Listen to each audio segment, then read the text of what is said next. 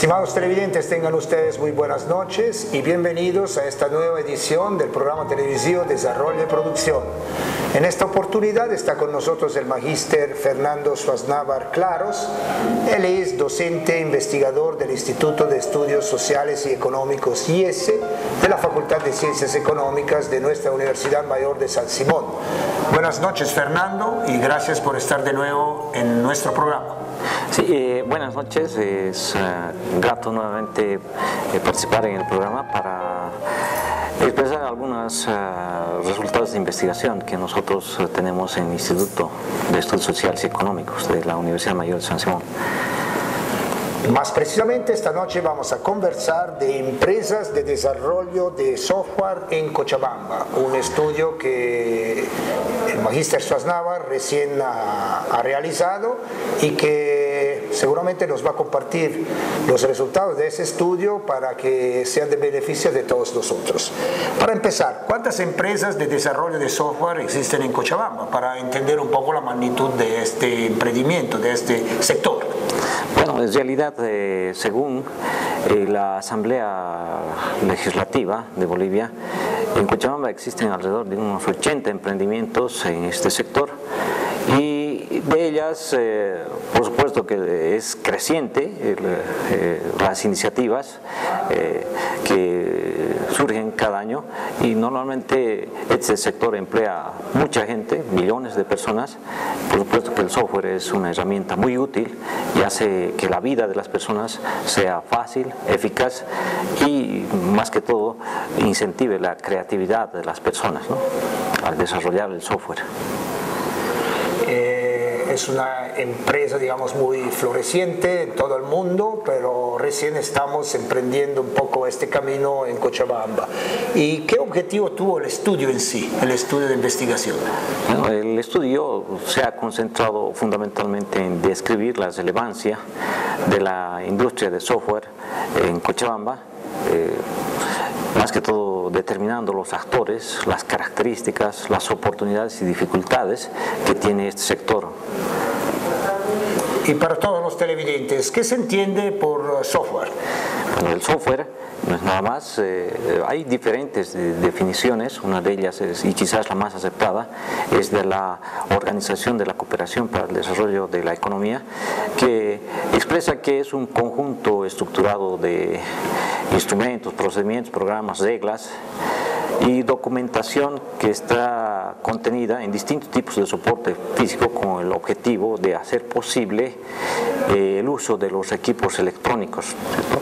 Entonces esa es la idea fundamental de lo que es el software y es la definición más aceptada. Que se, digamos, distingue de lo que es el hardware, es decir, esos son equipos, en vez de esos son programas más específicos. Exacto, son programas específicos que hacen posible el uso de instrumentos electrónicos. ¿Y cuáles son las características del desarrollo de software? Entre las características más importantes es de que el software se desarrolla, no se fabrica. Otro aspecto importante es que no se estropea, pero con el transcurso del tiempo se va deteriorando y se construye a medida, muchas veces, según las necesidades de las personas o de las empresas. Y su funcionalidad refleja, más que todo, el hecho de ser sostenibles, ser eficaces y ser confiables en las empresas y como personas también. A nivel mundial, porque esto es un campo que ocupa, digamos, a muchos países, todos los países están metidos en eso, quienes más, quienes menos, quienes tienen más tecnología, quienes menos, pero a nivel mundial, ¿cuáles son los aspectos más importantes, más sobresalientes que hay que mencionar cuando ingresamos en la industria del software? Bueno, el mercado del software, por ejemplo, el año 2011, ha alcanzado aproximadamente la cifra de 250.000 millones de dólares y la demanda fundamentalmente está concentrada en los países más industrializados. Así, por ejemplo, los Estados Unidos ocupa más del 49% del mercado y según las estadísticas de la CEPAL, por ejemplo, para el año 2011 nos hablaban y decían de que existen tres grupos grandes, ¿no? Tres grupos de países, entre ellos, por ejemplo, en el primer grupo está México y el Brasil, que tienen un mercado interno muy grande, pero una baja capacidad de exportación, es decir, una reducida capacidad de exportación. En el segundo grupo están Costa Rica y Uruguay, que tienen un mercado interno reducido, pero tienen una alta capacidad de exportación. Y entre medio de esos dos países están, por ejemplo, Chile y Colombia, que su situación es intermedia. Por otra parte, en Bolivia, nosotros nos caracterizamos porque nuestro consumo de software es bastante reducido y también tenemos una reducida intensidad de exportadora por el momento. Y digamos, ahora aterrizando a lo que es Bolivia, ¿cuáles son los aspectos más relevantes del desarrollo de software en nuestro país? Bueno, en nuestro país es aproximadamente que esta iniciativa ha incursionado o ha aparecido aproximadamente desde 10 años atrás y lo que se hace es ofertar productos o software que tiene un bajo costo. Además, fundamentalmente se han establecido estas empresas en el eje troncal, es decir, La Paz, Cochabamba y Santa Cruz, aunque últimamente hay algunas iniciativas de incursionar, por ejemplo, en Sucre, en Tarija y demás. Pero más que todo, esto ha sido provocado porque con la llegada de la tecnología a Bolivia, lo que ha sucedido es que ha cambiado la comunicación, ha cambiado el intercambio comercial, así como también la distribución, los negocios y la innovación misma. ¿Y en Cochabamba cómo andamos? Bueno, en Cochabamba la situación, podemos tomar en cuenta algunas estadísticas, como por ejemplo, ya habíamos mencionado las estadísticas que mencionaba la Asamblea Legislativa, que decíamos que eran 80 emprendimientos, y esa ha sido la base, por ejemplo, para la formulación de la declaratoria de Cochabamba como ciudadela del conocimiento, ¿no? El año 2014.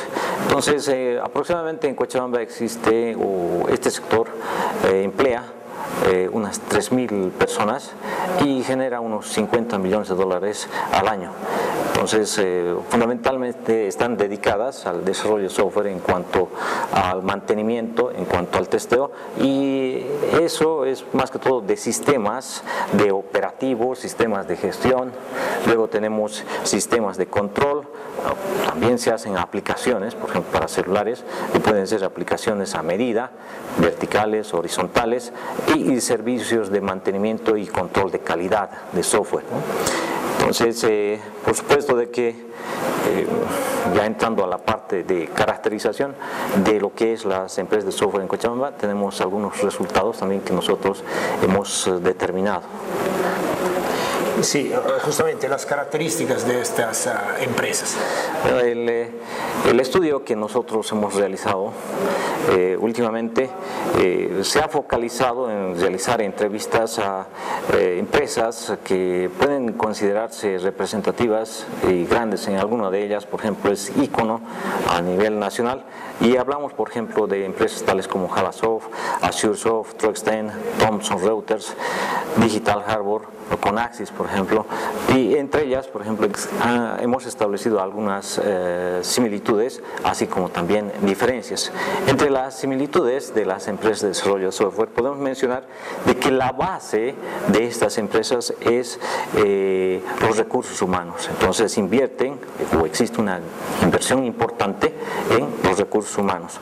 Por otra parte, están más que todo orientadas al mercado externo, no así al mercado interno, y su crecimiento se ha basado, o más que todo está determinado por la cantidad de proyectos que ellos tienen, la cantidad de infraestructura que han desarrollado, así como también la cantidad de personal que están empleando.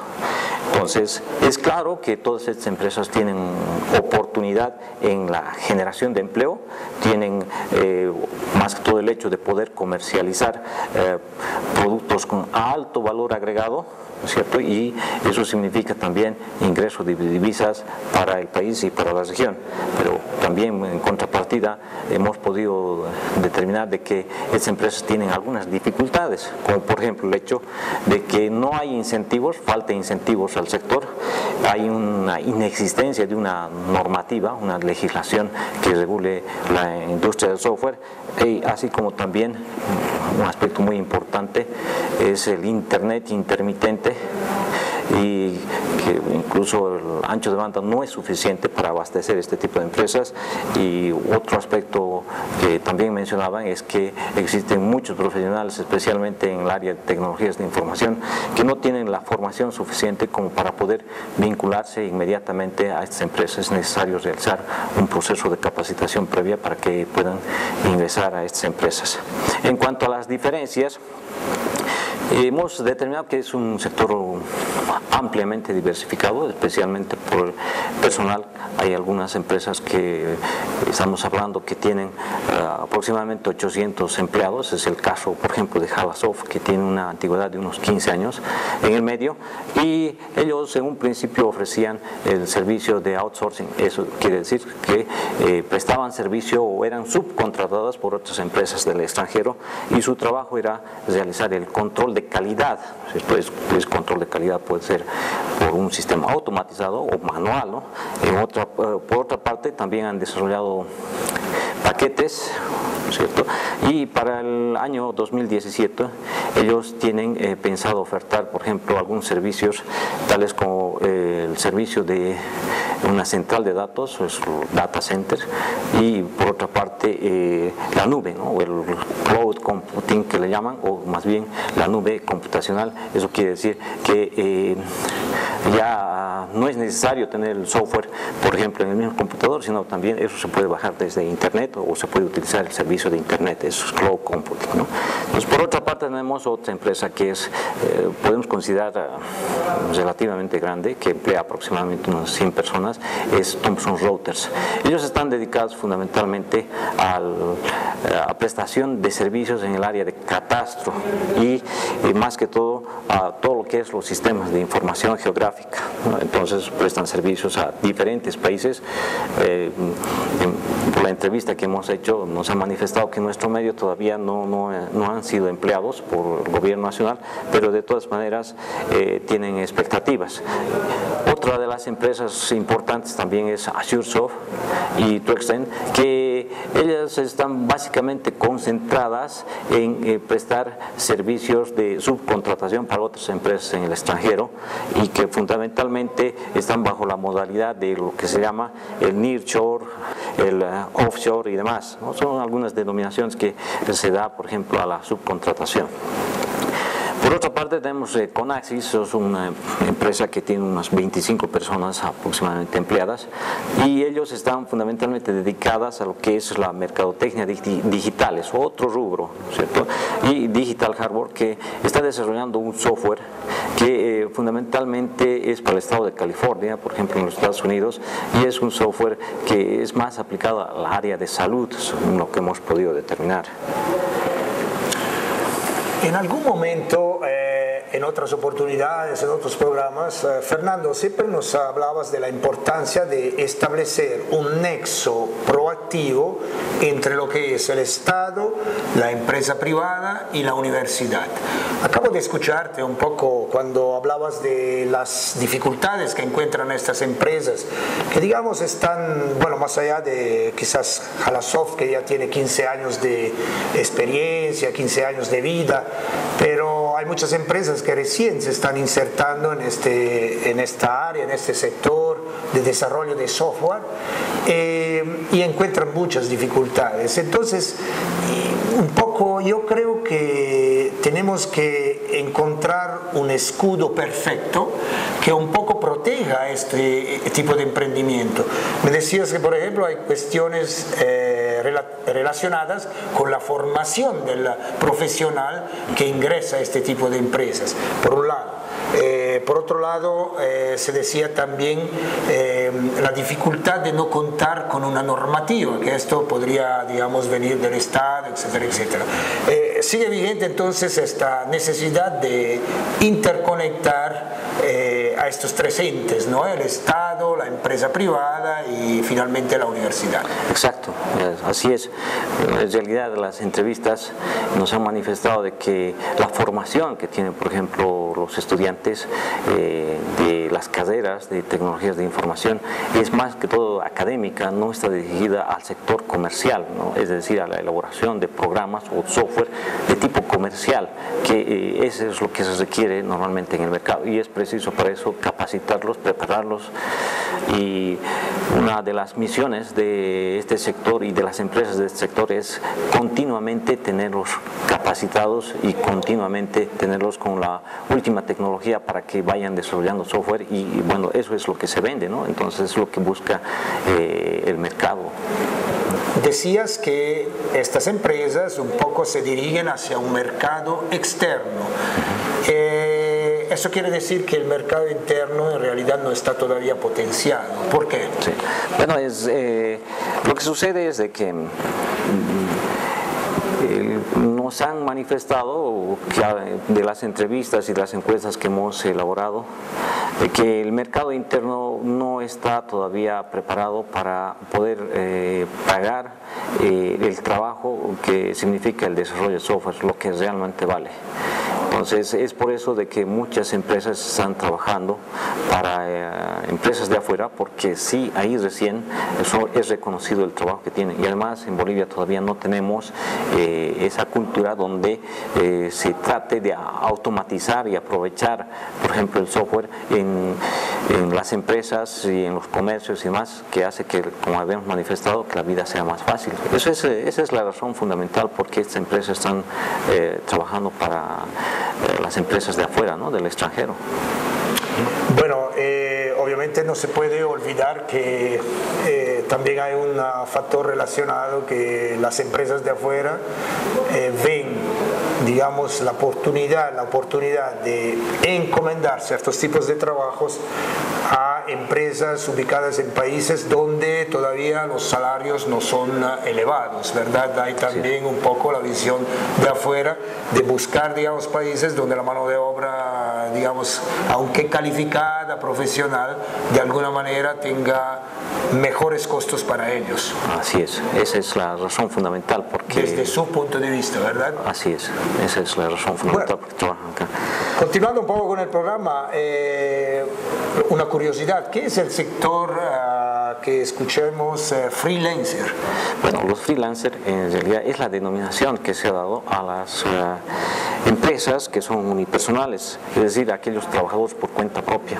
La mayor parte de estas iniciativas son trabajadores por cuenta propia. Eso quiere decir que un ingeniero informático, un ingeniero de sistemas puede trabajar también desarrollando software, pero por supuesto que este sector es informal.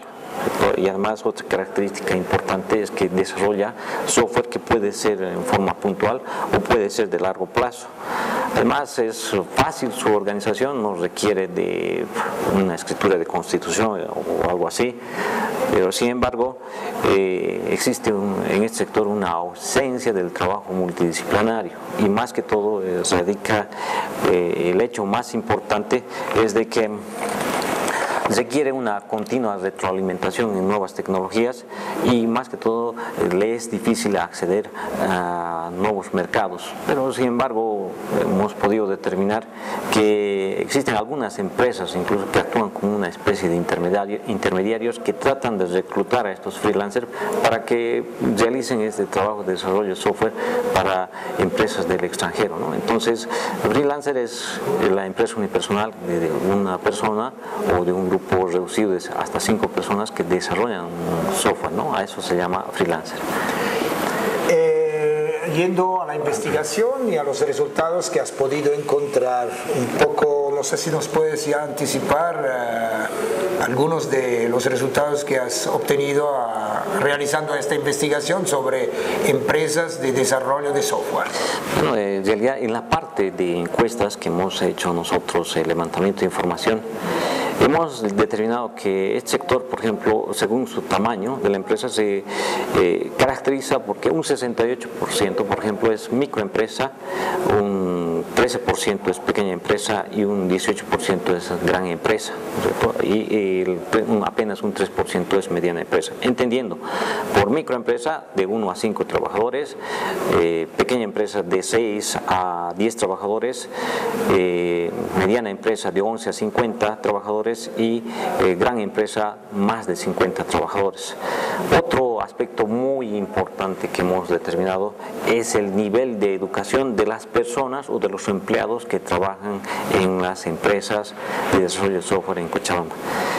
Entonces, la mayor parte de las personas son estudiantes egresados que están trabajando en estas empresas y representan aproximadamente un 52.6%.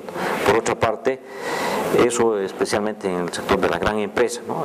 Un 21% tiene un posgrado, 26.4% tiene un estudio a nivel de técnico superior, y es claro de que fundamentalmente son personas que son estudiantes egresados que están vinculados ya a un nivel, por ejemplo, de octavo, noveno semestre, ya fácilmente se pueden vincular a estas empresas de desarrollo de software.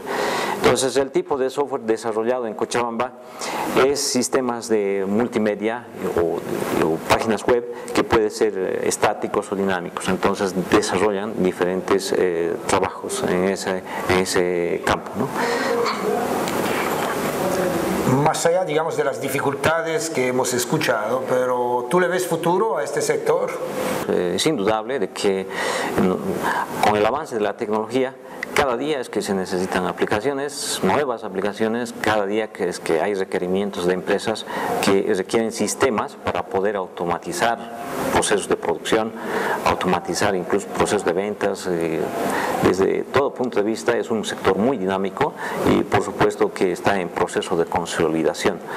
Entonces hay una oportunidad, y es la oportunidad de que hay una gran demanda potencial de las empresas a nivel mundial en este sector, ¿no? Esa es la característica más importante del sector, o sea, tiene mucho futuro.